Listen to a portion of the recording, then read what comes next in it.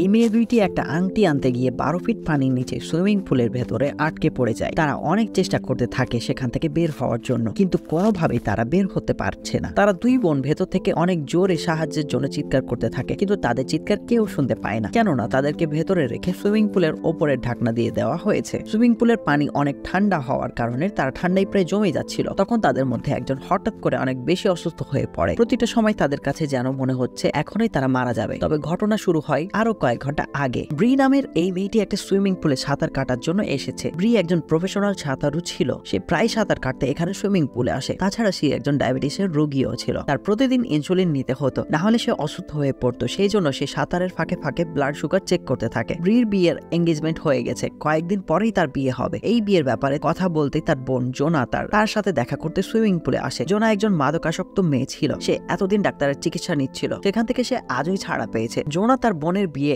একদমই মেনে নিতে পারছিল না, কারণ তার ভয় হচ্ছিল ব্রির বিয়ে হয়ে গেলে সে তার থেকে আলাদা হয়ে যাবে, তখন সে আবার একা হয়ে পড়বে। তাই সে তার বোনের সাথে দেখা করার জন্য সুইমিং পুলে এসেছে। তারা দুই বোন তখন কথাবার্তা বলছিল, এর ফাঁকে ফাঁকে সাঁতার কাটছিল। ওই দিনটি ছিল সপ্তাহের শেষ দিন, তাই পরের দিন সুইমিং পুল বন্ধ থাকবে। এছাড়াও সামনে ক্রিসমাসের ছুটি ছিল, তাই আগামী 3 দিন সুইমিং পুল বন্ধ থাকবে। সেই জন্য সুইমিং পুলের ম্যানেজার সবকিছু চেক করে দেখতে থাকে। ইনি সুইমিং পুলের বন্ধের নোটিশ সব জায়গায় টাঙিয়ে দেয়। এরপর তিনি লকার রুমে এসে দেখে সেখানে ক্লারা নামক পুলের একজন কর্মচারী ক্লায়েন্টদের ব্যাগে কিছু খোঁজাখুঁজি করছে। ম্যানেজার বুঝতে পারে মেয়েটির উদ্দেশ্য একদমই ভালো নয়, সে কিছু ওখান থেকে চুরি করার চেষ্টা করছে। তাই সে মেয়েটিকে সাবধান করে দেয়। ম্যানেজার মেয়েটিকে বলে, তুমি এমন কিছু করলে আমি তোমার নামে রিপোর্ট দেব। মেয়েটি তখন ম্যানেজারের কাছে ক্ষমা চায়। এদিকে জনা তার বোনকে বলে, তোমার কি এখনই বিয়ে করা লাগবে? আমি মাত্রই সুস্থ হয়ে তোমার কাছে আসলাম, আর এখনই তুমি আবার আমাকে একা করে দিয়ে চলে যাবে। আসলে জনা ব্রি ছাড়া আর আপন কেউ নেই। তাদের বাবা মা ছোটবেলায় আগুনে পড়ে মারা যায়। তারা যখন কথা বলছিল ম্যানেজার দেখতে আসে সুইমিং পুলে কেউ আছে কিনা। এসে দেখে তারা দুই বোন তখনও সাঁতার কাটছে। ম্যানেজার তাই তাদেরকে বলে, আজকের মতো সময় শেষ, সুইমিং পুল বন্ধ করতে হবে, আপনারা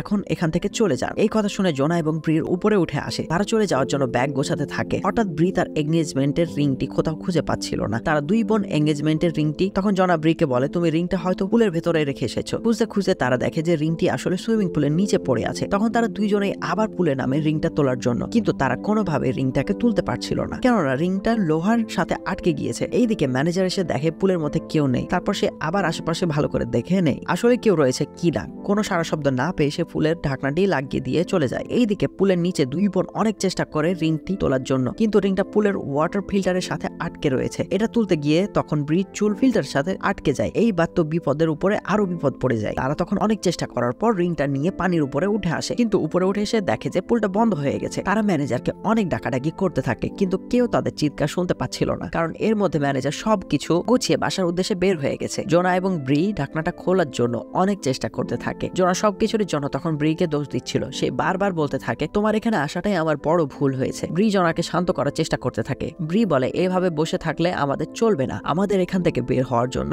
অবশ্যই বুদ্ধি খাটাতে হবে। দেখবে নিশ্চয়ই আমরা কোনো না কোনো উপায় পেয়েই যাব, আর এত উত্তেজিত হয়ে গেলে আমরা খুব দুর্বল হয়ে পড়বো। ব্রি তখন তার বোনকে বলে, চলো খুঁজে দেখি পুলের ছাদে কোনো ছিদ্র রয়েছে কিনা, তাহলে ওখান থেকে শব্দ করলে ম্যানেজার অবশ্যই আমাদের শুনতে পাবে। এরপর নিশ্চয়ই সে আমাদেরকে এখান থেকে বের করে নিয়ে যাবে। এরপর তারা দুই বোন খুঁজতে খুঁজতে কয়েকটা ছোট ছোট ফুটো দেখতে পায়। এই ফুটোগুলো আসলে পুলের ভেতরে টেম্পারেচার ঠিক রাখার জন্য বানানো হয়েছে। তখন তারা এই ছিদ্রের কাছে এসে অনেক ডাকাডাকি করতে থাকে, কিন্তু তারা আর জানে না যে পুলে তারা দুইজন ছাড়া আর কেউ নেই। তাদের ডাক আর কেউ তখন শুনতে পায় না। তখন ওই ফুটোগুলো থেকে বাতাস প্রবেশ করছিল, তাই তারা দুই বোন বেঁচে থাকার জন্য অক্সিজেন পাচ্ছিল, না হলে তাদের অবস্থা আরো খারাপ হয়ে যেত। ছিদ্রগুলি অনেক ছোট থাকায় এর ভেতর থেকে হাত বের করা যাচ্ছিল না। তখন তারা ভাবে ছিদ্রগুলি যদি কোনোভাবে বড় করা যায় তাহলে তারা এখান থেকে বের হতে পারবে। তাই তারা খুঁজতে থাকে কি দিয়ে ছিদ্রটাকে বড় করা যায়। তখন তারা একটা ফাইবারের টুকরো খুঁজে পায়, তবে এই ফাইবারের টুকরো দিয়ে পুলের ছাদ কাটা কোনোভাবে সম্ভব না। জোনা সব কিছুর জন্য তখন ব্রিকে দোষ দিতে থাকে। সে আবারও বলতে থাকে, আমি এখানে না আসলে হয়তো এমনটা হতো না। তখন ব্রি বলে, আমি তোমাকে আসতে বলেছি নাকি? এইসব ছোটখাটো ব্যাপার নিয়ে তাদের দুই বোনের মাঝে একটু পরপরই ঝগড়া হচ্ছিল। তখন তাদের দুই বোনেরই মানসিক অবস্থা কারোরই ভালো ছিল না। ধীরে ধীরে তখন সন্ধ্যা হতে শুরু করে। ব্রির আজকে রাতে তার হবু বর ডেভিডের সাথে ডিনারে যাওয়ার কথা ছিল।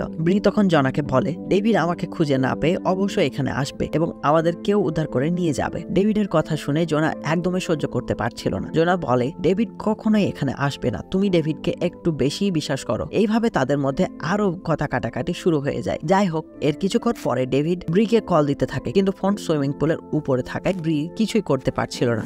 এদিকে ডেভিড ব্রিকে ফোনে না পেয়ে একটা মেসেজ করে রাখে, আজকে সে একটা কাজের জন্য বাইরে থাকবে, তাই আজকে সে ব্রির সাথে দেখা করতে পারবে না, আগামী পরশু এসে ব্রির সাথে দেখা করবে। তবে তারা তো সেটা দেখতে পায় না, তাই তারা দুই বোন অপেক্ষা করতে থাকে ডেভিড আসবে এবং তাদেরকে ওখান থেকে উদ্ধার করে নিয়ে যাবে। কিন্তু তাদের এই আশাটাও পূরণ হলো না। এইভাবে সারাটা রাত পার হয়ে যায়। তারা প্রায় 12 ঘন্টা পুলের মধ্যে আটকে রয়েছে। ব্রি ভাবে এইভাবে বসে থাকলে হবে না, তাদের বিকল্প কোনো উপায় খুঁজে বের করতে হবে। সে চিন্তা করে নিচের ফিল্টারের ঢাকনাটা যদি কোনোভাবে তুলে ফেলা যায় তাহলে সেটা দিয়ে উপরে ছাদটি ভেঙে ফেলা যাবে। ব্রি নিচে যায় ফিল্টারের ঢাকনাটি তুলতে, কিন্তু এটা তোলার জন্য অনেক শক্তির প্রয়োজন ছিল। ব্রি যেহেতু অসুস্থ ছিল তাই সেই ঢাকনা তুলতে গিয়ে একটুতেই হাঁপিয়ে পড়ে। ব্রির একটু পরপর ইনসুলিন নিতে হয়। এইভাবে প্রায় 12 ঘন্টা পার হয়ে যাচ্ছে, ব্রি এখনো ইনসুলিন নেয়নি, তাই তার অবস্থা ধীরে ধীরে আরো খারাপ হতে শুরু করে। এইদিকে ডেভিড তাকে রাতে অনেকবার কল করে কিন্তু সে কল রিসিভ করে না। ডেভিড ভাবে ব্রি হয়তো রাগ করেই কল রিসিভ করছে না। যেহেতু জোনাদের মা বাবা কেউ বেঁচে ছিল না তাই তাদের খোঁজ নেওয়ার আসলে কেউ ছিল না, এমনকি খোঁজ নেওয়ার মতো তাদের কোনো আত্মীয় স্বজন ছিল না। ব্রি জোনাকে বলে, আমি হয়তো এভাবে বেশিক্ষণ থাকতে পারবো না, আমার হাত পা কাঁপা শুরু হয়ে গেছে, এইভাবে আর কিছুক্ষণ থাকলে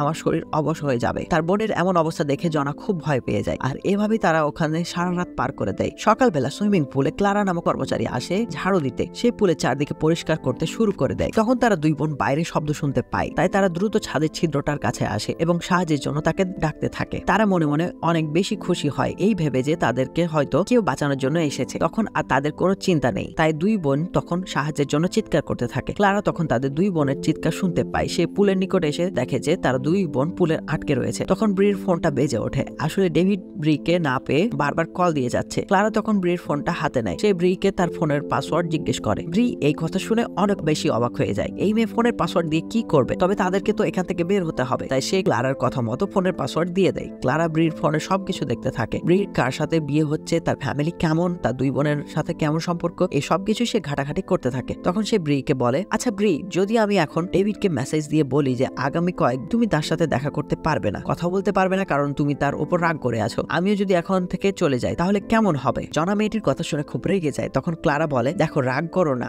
আসলে পৃথিবীর প্রত্যেকটা জিনিসেরই পেছনে কিছু না কিছু কারণ রয়েছে। এই যে তোমরা এখানে আটকে গেছো এর পেছনে কারণ হলো যাতে আমি তোমাদের কাছ থেকে একটু সুযোগ নিতে পারি। ক্লারা তখন ব্রির কাছে তার ক্রেডিট কার্ডের নাম্বার চাই, কিন্তু ব্রি তখন দিতে রাজি হয় না, কেননা এই মেয়ে যদি টাকা পাওয়ার পর তাদেরকে যদি উদ্ধার না করে ওখান থেকে চলে যায় তাহলে তারা তো মারা পড়বেই এবং তাদের টাকাগুলোও নিয়ে যাবে। তখন ক্লারা গিয়ে পুলের হিটার অফ করে দেয়। হিটার বন্ধ করে দেওয়ায় তাপমাত্রা আস্তে আস্তে কমতে থাকে। ব্রি তখন আর কোনো উপায় না পেয়ে ক্লারাকে তার ক্রেডিট কার্ডের নাম্বার দিয়ে দেয়। তারা বলে, আমি টাকা তুলে নিয়ে এসে তোমাদেরকে এখান থেকে উদ্ধার করব। এইভাবে 2 ঘন্টা পার হয়ে যায়। ক্লারা তখনও আসে না। তারা দুই বোন তখন ঠান্ডায় জমে যেতে শুরু করে। কিছুক্ষণ পর ওখানে ক্লারা আসে। তখন জোনা বলে, এখন আমাদেরকে বের করো, তুমি যা চেয়েছো তা পেয়ে গেছো। ক্লারা বলে, আসলে আমি যেমনটা চেয়েছিলাম তেমনটা হয় নাই, তোমাদের অ্যাকাউন্টে বেশি টাকা নেই, মাত্র লাখখানেক টাকা রয়েছে, এতে আমার কোনো কিছুই হবে না, আমি আরো টাকা চাই, কিভাবে দিবে সেটা তোমরা জানো। জোনা তখন তার বোনের এমন অবস্থা দেখে খুবই কষ্ট পাচ্ছিল। সে বারবার ফিল্টারের ঢাকনাটি তুলে ফেলতে চাচ্ছিল কিন্তু পারছিল না। তখন সে তার কাছে থাকা ফাইবারের টুকরোটি একটু ধার দিয়ে নেয় এবং ক্লারাকে সেই ফুটোর নিকটে ডাকে। ক্লারা তখন তাদের কাছে আসলে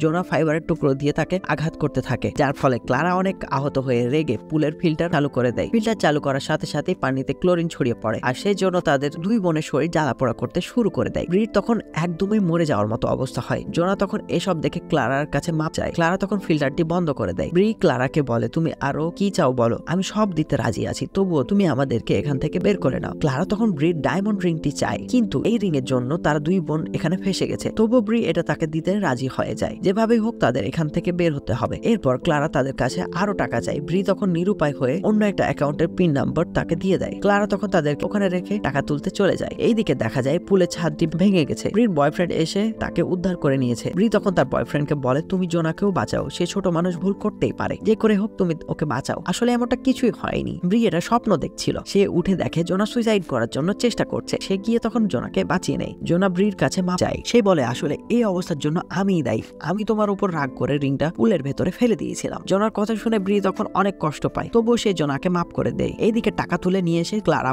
যখন পুলের ছাদ খুলতে যাবে ঠিক তখনই ব্রির ফোনে ডেভিডের কল আসে। ডেভিড বলে, ব্রি আমি অনেকক্ষণ থেকে তোমার কোনো খোঁজ পাচ্ছি না, তাই পুলিশের খবর দিয়েছি। পুলিশের কথা শুনে ক্লারা তখন অনেক ঘাবড়ে যায়। সে তখন তারা দুই বোনকে গিয়ে পুলিশের কথা বলে এবং বলে, তোমরা যদি আমার কথা বলে দাও তাহলে পুলিশ তো আমাকে ধরে নিয়ে যাবে, তাই আমি তোমাদেরকে এখান থেকে উদ্ধার করতে পারবো না। তখন তারা দুই বোন বলে, দেখো আমরা কিভাবে তোমার কথা বলবো, আমরা তো তোমার চেহারা পর্যন্ত দেখিনি এবং তোমার নামটাও আমরা জানি না। তখন জনার কথা শুনে ক্লারা নিশ্চিন্তে ছাদ খুলে দেয়, কিন্তু এখানেও তাদের ভাগ্য সহায় হয় না। আসলে কম্পিউটার পাসওয়ার্ড দেওয়া ছিল, যে পাসওয়ার্ড ক্লারা জানতো না। তখন ক্লারা জোনাদের ওখানে রেখে চলে যায়। এদিকে ব্রি আর ভেসে থাকতে পারছিল না। সেই জোনাকে বলছিল, হয়তো আমি এখানেই মারা যাবো, মারা যাওয়ার আগে তোমাকে কয়েকটা কথা বলে যেতে চাই। ছোটবেলায় যখন আমাদের বাড়িতে আগুন লেগে যায় তখন তুমি আমার কোলে ছিলে, ছিলে। তোমাকে বাঁচার জন্য আমার একটা হাত পুড়ে গিয়েছিল। আমার বিয়ে হয়ে গেলে আমি তোমাকেও সাথে নিয়ে থাকতাম, তোমাকে কখনোই একা করে দিতাম না। আমি তোমাকে অনেক ভালোবাসি। ব্রির এই কথা শুনে জোনা তাকে জড়িয়ে ধরে কান্না করতে থাকে। জোনা তখন আবার নিচে যায় এবং ফিল্টারের ঢাকনাটা খুলে ফেলার চেষ্টা করতে থাকে। তখন সে ব্রির চুলের ফিতাটি ফিল্টারের সাথে বেঁধে টানতে থাকে। এভাবে অনেকক্ষণ চেষ্টা করার পর ঢাকনাটি খুলে যায়। এরপর ঢাকনাটি নিয়ে পুলের ছাদে ভেঙে তারা দুইজনে বাইরে বের হয়ে আসে। বাইরে এসে জোনা দ্রুত ব্রিকে ইনসুলিন দেয়, কিন্তু তখন ওখানে ক্লারা চলে আসে। সে জোনাদেরকে মেরে ফেলতে চায়, নাহলে তারা দুই বোন তার কথা পুলিশে বলে দেবে। জোনা তখন বলে, এত কষ্ট করে বেঁচে ফিরেছি, এরপরও যদি তুমি আমাদেরকে মারতে চাও তাহলে দুজনকে একসাথেই মেরে ফেলো। আগে আমাকে মারো, তারপর আমার বোনকে মেরে ফেলো। ক্লারা তাদের দুই বোনের ভালোবাসা দেখে সে নিজেই ভুল বুঝতে পারে। সে জোনার কাছে মাপ চায় এবং ব্রির রিংটি ফিরিয়ে দেয়। জোনা ক্লারার ফোন থেকে পুলিশকে তখন কল করে। পুলিশ এসে তাদেরকে হসপিটালে নেওয়ার ব্যবস্থা করে। জোনা এখন ব্রির রিংটি তাকে ফিরিয়ে দিয়ে বলে, এবার আমি তোমার বিয়েতে অনেক সাজবো, দ্রুত বিয়েটা করে ফেলো। আর হ্যাঁ, ভিডিওটি ভালো লাগলে দ্রুত শেয়ার করে দিন আর কমেন্ট করে জানান কবে বিয়ে করবেন। এতক্ষণ আপনাদের সাথে ছিলাম আমি সাদি। আবার আসছি 2-1 দিনের মধ্যে নতুন কোনো ভিডিও নিয়ে। আল্লাহ হাফেজ।